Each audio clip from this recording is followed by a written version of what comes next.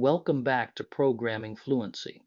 This is section 9.4, Error Handling, and see all through this chapter. Your error messages have been vague. Error, cannot open file, tells the user what failed, not why. In this video, you will learn how C answers the question why. Let's dive in. Throughout this chapter, you have been writing little error checks. If FP is null, if fred did not return the full count, but your messages have been vague. Was the file missing? A permission problem? A full disk? Let's learn how C answers that using a mechanism called errno. This is the plan for this video. First, the errno variable, a global board that records why a call failed. Next, perror and strerror. These turn an error code into a readable message. Then two rules for errno. Check the return value first and read it immediately. After that, return code conventions, how your own functions should report failure. Finally, the go-to cleanup pattern. Release every resource on every failure path. Let's start with the big picture. Some languages have exceptions. When something breaks, they throw and the error jumps up to a handler. C has none of that. In C, every error has to travel back through a return value, a null pointer, a -1, or a count that is smaller than expected. And alongside the return value, there is a global variable that records why the failure happened. That variable is called errno. Errno is a global integer, set by library functions when they fail. It holds a numeric code that identifies the specific error, and it is declared in errno.h when a function like fopen fails. It returns a failure value and it sets errno. This picture makes errno click. Think of errno as a single board on the wall, and every library function writes to that same board when it fails. On this side, an fopen call fails, and it writes the code int, meaning no such file or directory onto the board.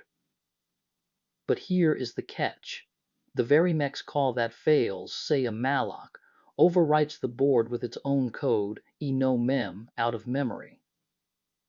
There is only one board, and only the most recent failure survives. That is the whole reason for the two rules we are about to see. Whatever is written last is all you get, so you must read errno immediately. Each errno value has a symbolic name, and you always use the name, never the raw number. We try to open a file that does not exist. Fopen returns null, so we know it failed. Now we inspect errno. If it equals int, the file does not exist. If it equals access, permission was denied. There are others too. SPC means no space left on the device. Range means a value overflowed. These symbols live in errno.h, and they are portable across systems. The raw numbers behind them differ between Linux, Mac OS, and Windows, which is exactly why you compare against the symbol, not a number. Checking errno against every possible code by hand is tedious. The function perror, print error, does it for you. When fopen fails, we call perror with the string fopen. That is it.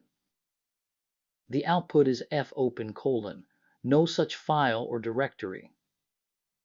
Perror prints the prefix you gave it, then a colon and a space, then the system's own description of the current errno value, then a new line.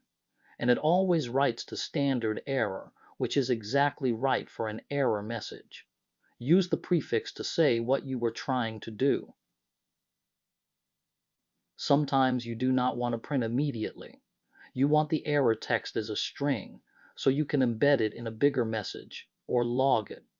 The function strerror does that. It takes an error code, usually errno, and returns a pointer to a describing string. When fopen fails, we build our own fprintf message with the file name and strerror of errno for the reason. The output combines both. Cannot open config.txt, and the reason no such file or directory. So your message is specific because it names the file, and accurate because the system supplies the reason. One rule: do not modify or free the string that strerror returns. 2 rules keep errno reliable. Rule 1: check the return value first. A successful call is not required to reset errno, so it may still hold an old value from an earlier failure. Only trust errno after the return value has told you the call actually failed. In the code, we check fp equals null first, and only then read errno with perror. Rule 2: read errno immediately. Any later call can overwrite the board, even printf, because printf may internally set errno. So if you need to do other work before reporting, save errno into a local variable first, like int saved equals errno, and report using that saved value. When you write your own functions, report failure the same way the standard library does, so your callers already know the rules. There are 3 patterns. First, pointer functions.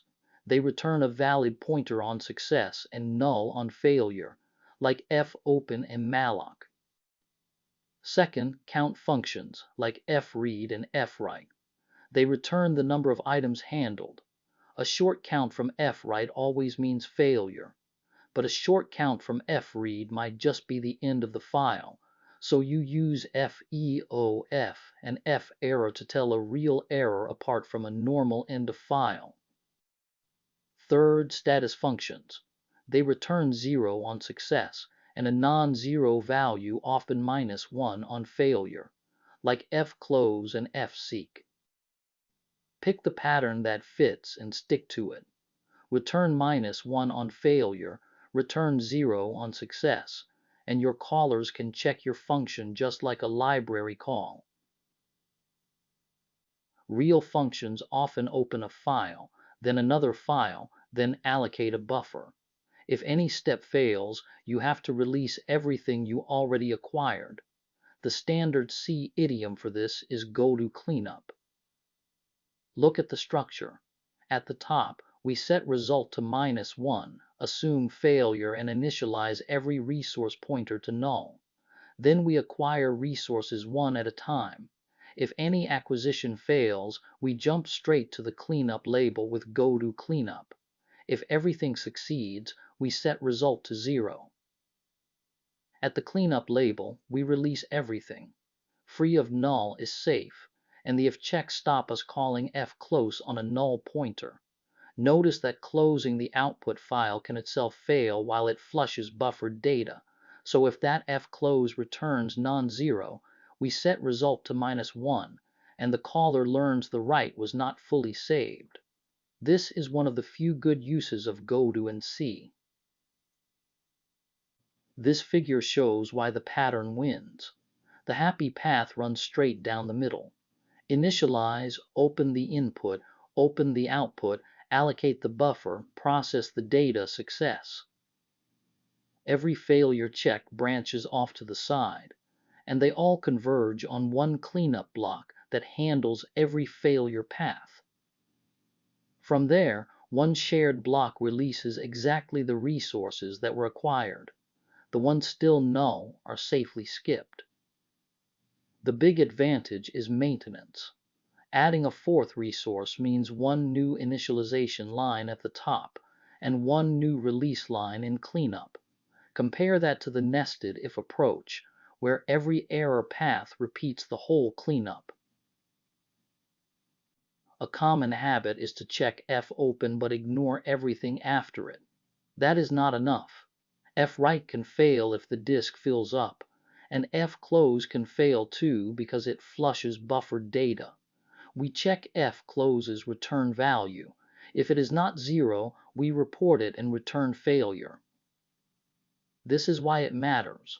The C library buffers writes for efficiency, so fwrite may appear to succeed while the data is still sitting in memory.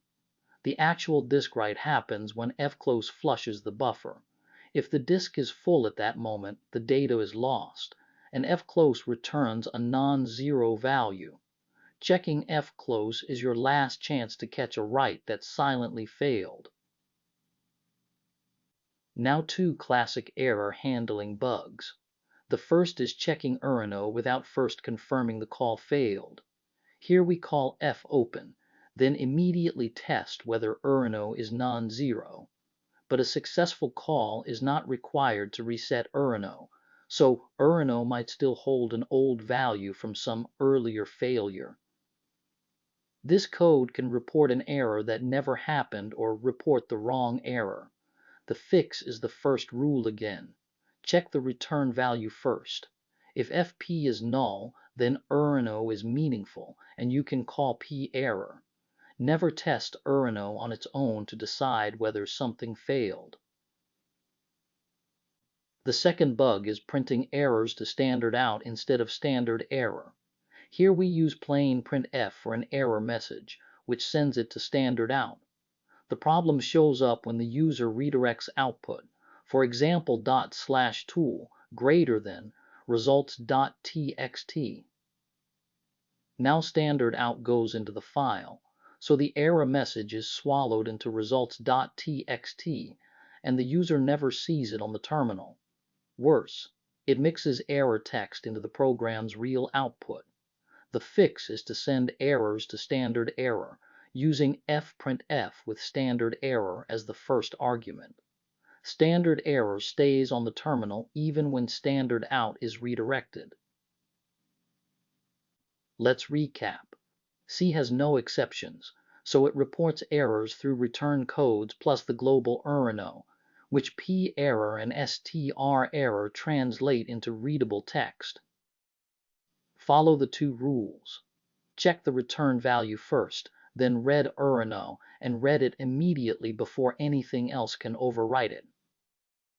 Use perror with a context prefix for a quick message, or strerror of errno when you need the text as a string. Give your own functions clear conventions.